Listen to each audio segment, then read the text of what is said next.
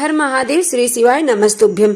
दर्शकों, इस वीडियो के अंत में हम आपको बताएंगे कि आपको रविवार पड़ रहा है एकादशी के दिन, तो तुलसी विवाह आपको कब करना है और एकादशी का व्रत कब करना है और दशमी तिथि का उपाय कब करना है, तो संपूर्ण जानकारी आपको देंगे। इसके पहले आप दशमी तिथि का उपाय पूजनीय पंडित जी के द्वारा बताए गए सुन लीजिएगा। उसके बाद लिखा है कार्तिक के महीने में दशमी तिथि को जो तुलसी की डंडी को घी में भिगोकर अपनी कामना कर कर भगवान के सामने दिए में रखकर जला देता है, दिए की तरह उससे आरती उतार देता है, कहते हैं उसका जन्म दूसरी बार पृथ्वी पर नहीं होता, वो भगवान के गोलोक धाम में जिंदगी भर के लिए विराजमान हो जाता है। जिंदगी भर के दीप की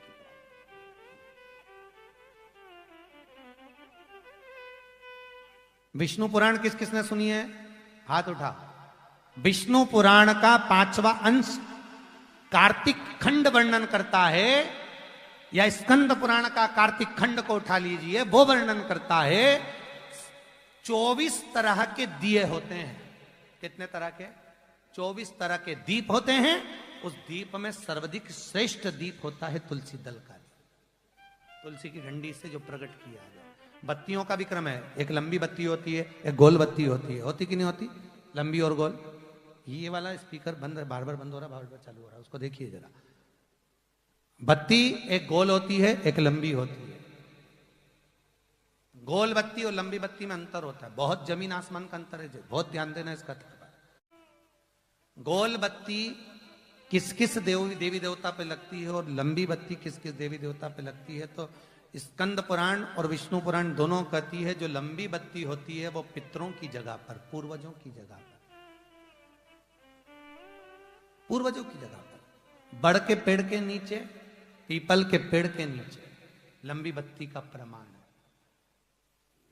किसी देवी के स्थान पर, जो देवी की पूजन करते हैं, जगदम्बा की पूजन करते हो, पार्वती की करते हो, लक्ष्मी की करते हो, कुल देवी का स्मरण करते हो, लंबी बत्ती का प्रमाण।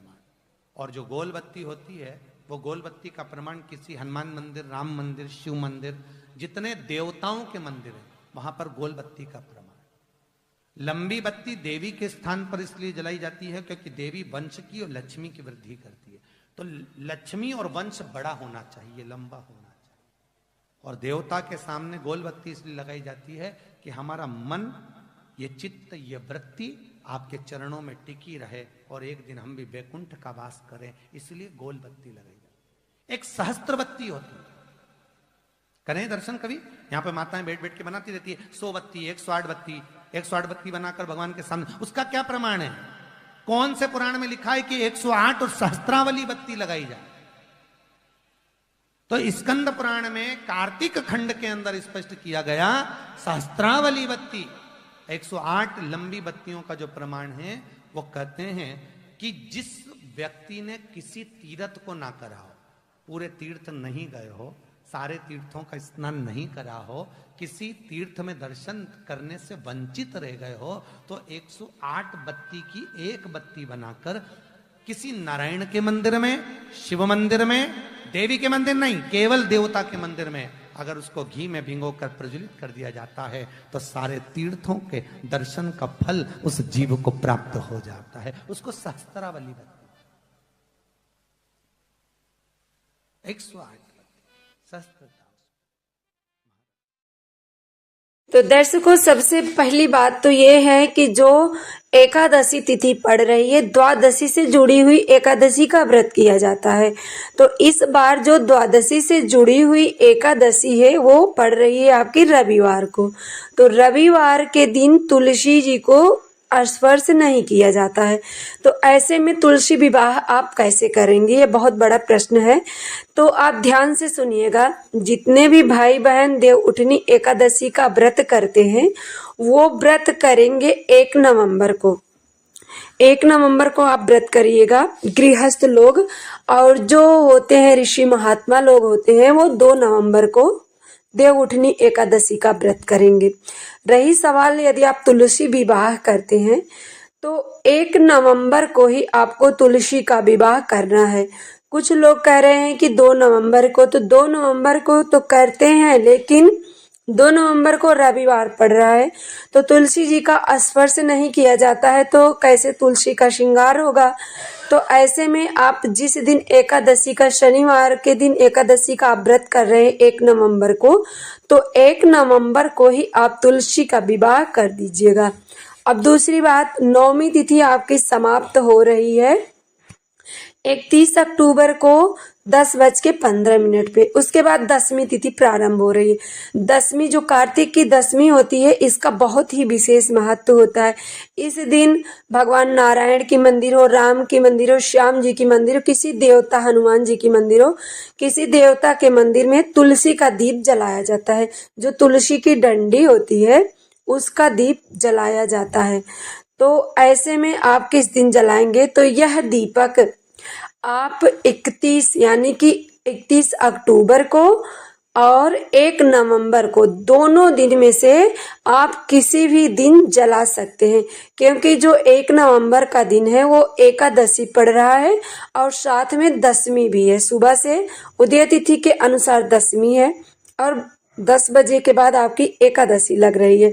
तो ऐसे में आप दोनों दिन 1 नवंबर को और 31 अक्टूबर को दोनों दिन दीप प्रज्वलित कर सकते हैं। इस दीप का बहुत विशेष महत्व होता है। यह दीप इसलिए प्रज्वलित किया जाता है कि घर में आपके धन संपदा की कमी ना आए, माँ लक्ष्मी की कृपा बनी रहे। तो इस दीप को, जैसा कि आपको पूजनीय पंडित जी बताए हैं कि छोटी छोटी डंडी ले लीजिएगा, उसे घी में भिगो करके थोड़ा सा उस पे रुई या मौली लपेट करके भगवान विष्णु जी के चरणों में जला दीजिएगा। यदि देवता की मंदिर आपके पास नहीं है, तो आपके घर में जो भगवान विष्णु जी की मूर्ति है, नारायण की या राम जी की, श्याम जी की, उनके पास भी आप इस दीप को जला सकते हैं। हमने आपको दर्शकों विस्तार से बताने की कोशिश की है, क्योंकि जितने भी भाई बहन हमसे जुड़े हुए हैं उनके पास तक सभी विस्तार से बातें बतानी बहुत ही जरूरी होती है, क्योंकि आप हमारे चैनल पे आते हैं और आप देखते हैं, आप जानकारी लेते हैं, तो इसलिए हम आपको स्पष्ट और शुद्ध जानकारी देते हैं। इसमें कोई दो राय नहीं है। देव उठनी एकादशी का जो आप व्रत करेंगे वो 1 नवंबर को करेंगे, ऋषि महात्मा लोग 2 नवंबर को करेंगे और 2 नवंबर को रविवार पड़ रहा है, तो इसलिए तुलसी विवाह भी आपका 1 नवंबर को ही कर दिया जाएगा। 2 नवंबर को जो है रविवार के नाते तुलसी जी का विवाह नहीं किया जाएगा।